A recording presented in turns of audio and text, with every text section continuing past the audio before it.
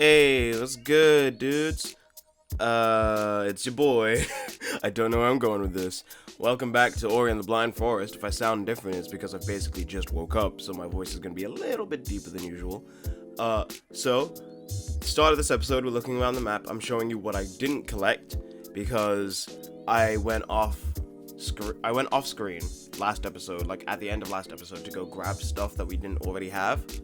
So, as you can see, as I'm looking around, I'm like, oh, we don't have this. So we have 7 health and 8 energy cells now, which is pretty dope. A little bit more survivability, a little bit more abilities to use like charge flame and save a little bit more often, I'm actually coming to realize that a good way to play this game, even though it doesn't sound like the best way to play this game, is to use your energy cells as like healing. Because I have the ability that makes it so that using one heals you. Using them to heal is a pretty good idea. The only issue with that is that, obviously because you use them to save, if you run out when you really need to save, that's an issue. Yeah, okay. So as you can see here, I'm putting points into stuff.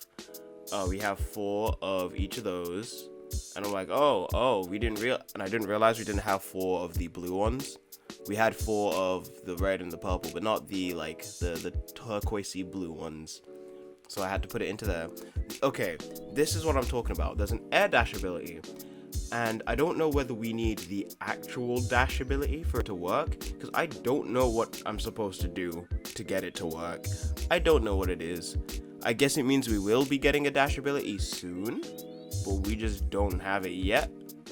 I also come to realize that the best way to deal with these bird enemies is to not actually kill them, but to use them as like, air fodder basically. Use them to like get to higher places. And I think the game kind of does establish that later on. And I don't know if it's in this episode or next episode where there's like a gauntlet of birds that you just have to bounce on to get over to the next place. I'm pretty sure it's in this episode. But yeah, pretty simple. The birds are very easy to predict, but I still get hit by them a few times because I'm an idiot. Oh, yeah, okay, I see what I'm trying to do. I was very confused about what I was trying to do here. But no, I wanted to get that. And then looked to be like, is there anything else around? Did we just kill the bird? I guess we did. And then we deal with the frog dude. Steal their ability cells, because why not? Ability points, sorry. It's because everything else in this game is called cells, but an ability cell is the one thing that gets you like one whole cell, I guess. I don't know how to describe it. So I saved there. Doesn't look like we can get down there. Looks like you actually need to open something up. Which, saying that, I don't think I found the thing that you need to do to open that up. So, okay, I know it's just because like Premiere Pro isn't showing me everything at the correct speed, but it is looking very jumpy right now. But I do know that by the time that this gets uploaded, it will be fine, because Premiere Pro and OBS are my babies, and they love me right now, which is great. Though I say they love me right now, but in reality, they don't really love me that much, do they? Because obviously, OBS didn't record my sound for these episodes. And the worst part is that I actually fixed it like immediately afterwards. I fixed the issue like immediately after I realized, and I was like, well shit, I can't go back now, can I? So there's Child of Light episodes coming out this weekend. Check them out. Wink. I say this weekend as if this isn't coming out the very same day as one of the Child of Light episodes. So, those will have the sound correct. I hope. I didn't actually check. Oh no.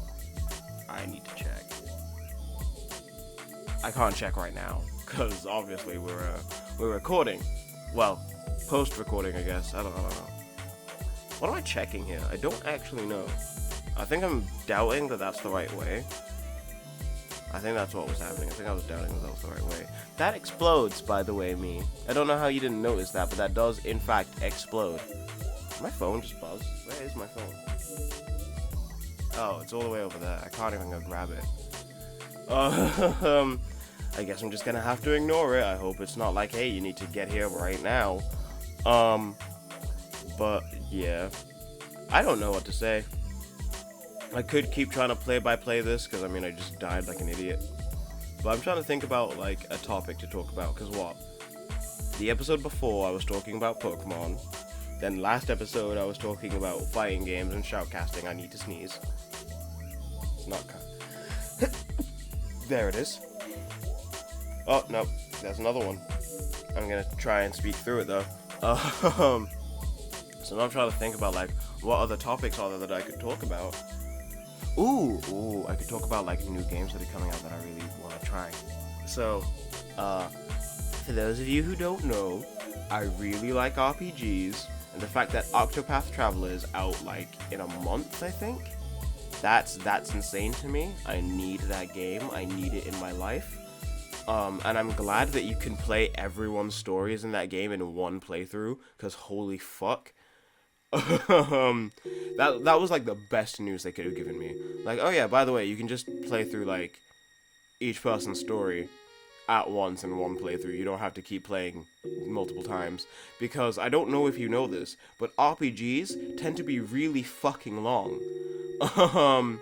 I actually, like, saying that, I do think that everyone's paths will be decently short to make the length of all 8 paths make sense as one game. But I don't know. Maybe they'll make it long enough so that, hey, if you just want to play this person's story, you get a good enough experience. But I don't know. Square Enix does have a pretty decent track record with RPGs. Though some people would disagree, because I think a lot of people don't like Final Fantasy 15 or are like on the edge about it, because I mean, I've not played it. I don't know whether I want to or not, because I am seeing a whole lot of, hey, by the way, here's DLC to continue the story, which I get, but at the same time, I do kind of want the whole story first, if that makes any sense. Let's talk about that. Let's talk about DLC in video games. Oh boy.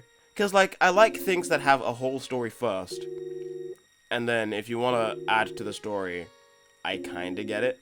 Or, like, add backstory stuff, that's fine.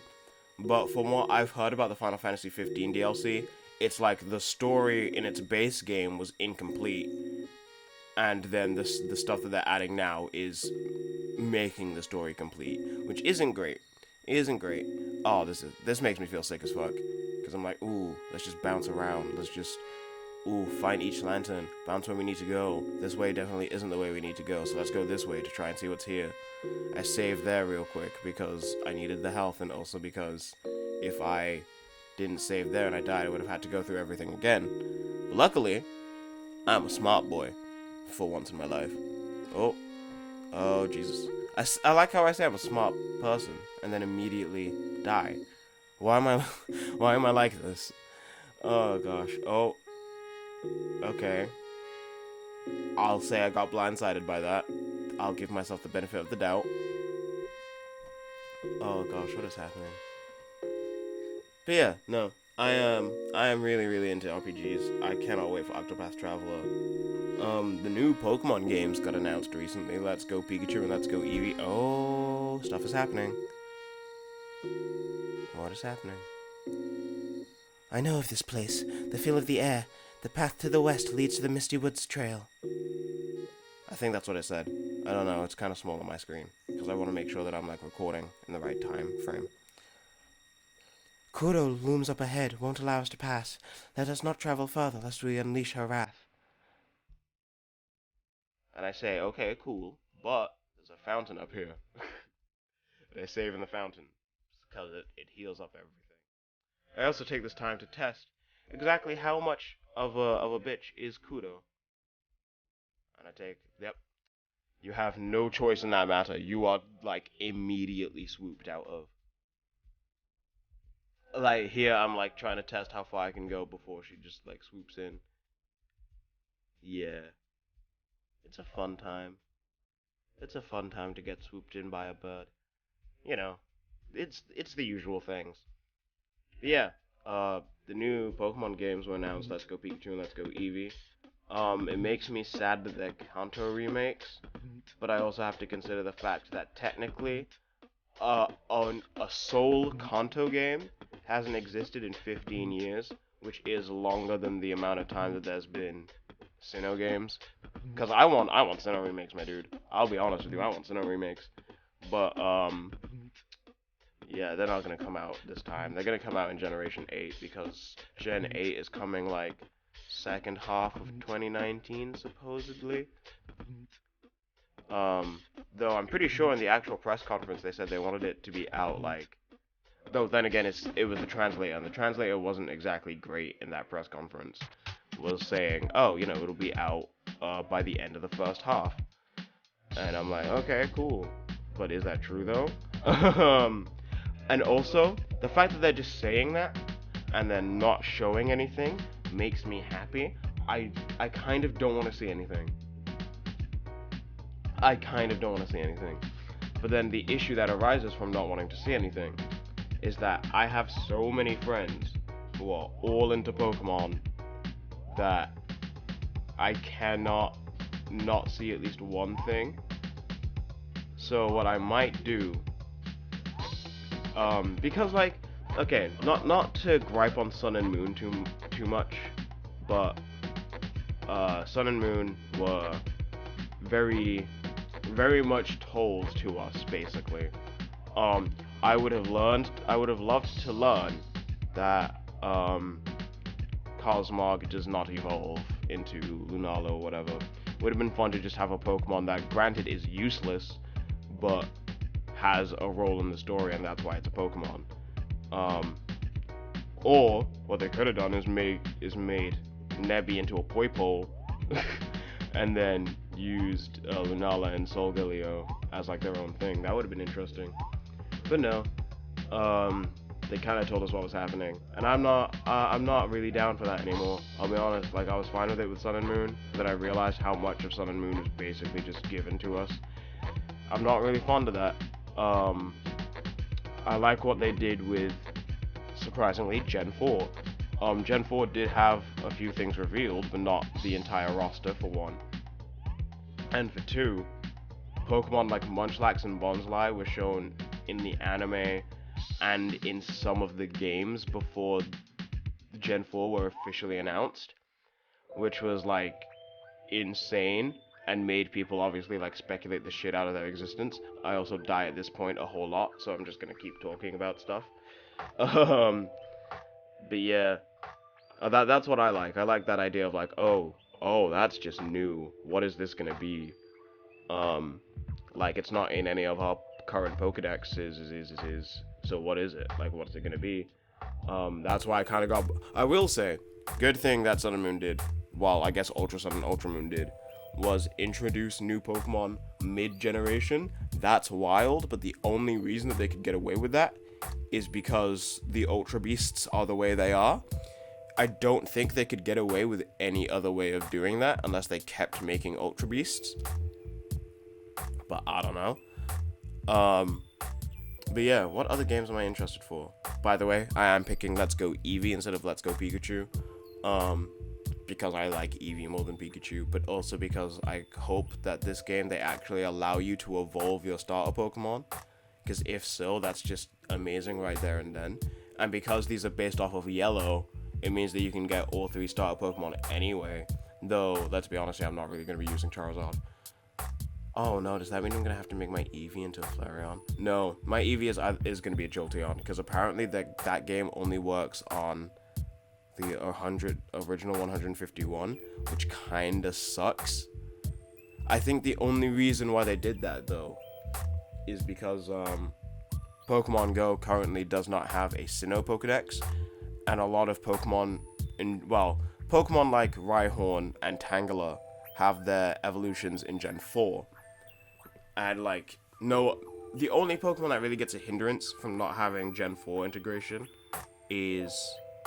from not having other gen integration is Golbat. Because Golbat has Crobat in the very next generation, which is in Pokemon Go, and they're just refusing to use it, which is wild. But then, like, obviously Tangrowth, Rhyperior, Electivire, Magmortar, stuff like that comes in Gen 4, and again, they don't actually have that in the Pokemon Go series currently, so that's why they're kind of not doing that, so I get it. What other games are coming out, though? what other games are coming out that I'm really interested in? Oh, Smash Brothers. Duh. Smash Brothers. I'm glad that they're doing an invitational, like at E3, because oh my god, see, okay, this is the thing, right? With a series like Pokemon, showing us everything doesn't help, because one of the major things about Pokemon is like exploration, like exploring the region, what's around, what's there, what's interesting, which is why I think a lot of people like X and Y more than it should actually be liked. Because a lot of people did try and do the blind thing with X and Y, and it seemed to work out pretty well. There was a lot of things in X and Y that people liked and loved. Like I love the Mega Evolutions, but that's, you know, one thing out of many problems that I feel with those games, but that's not the point. Smash Brothers though, Smash Brothers generates hype through showing people what is gonna be in the game. So I kind of just want to put this out there. They could show me none of the characters in Smash Brothers. I'd be a little annoyed because I'm like, okay, does this mean that it's going to be a very basic game? But it also means that if they showed me that they were making a Subspace Emissary again for this game, boom, that's it. Like, I'm buying that game right there and then. I mean, I'm buying Smash Brothers anyway because it's Smash Brothers. But if you decided to sit down and go, like, if Nintendo decided to sit down and go, oh, allow us to show you what we are doing for Smash Brothers, and showed a Subspace Emissary, like, just showed the word Subspace Emissary. Oh, as long as Kuro is out there, the path to the Misty Woods is blocked, but look up there, we might be able to distract her if we loosen that rock. But, like, you know how they did Metroid Prime 4 and Bayonetta 3? All they need to do is, we have new Smash Brothers news, and then Subspace Emissary is the words that just pop up, and then that's it. I'm done. That's it. I'm fine. I'm good. Thank you. Thank you for giving me Subspace Emissary again. Because, like, I like fighting games that have decent stories, and to be fair, that was the first and currently only time that Smash Brothers has ever tried having story mode. But it's really cool. I want it. The only reason why they didn't add it into Smash 4 though was because apparently they didn't like the fact that a lot of people were sharing the information online, like sharing the cutscenes online. Now, I get it, but you also have to recognize that that's just kind of how the internet works now.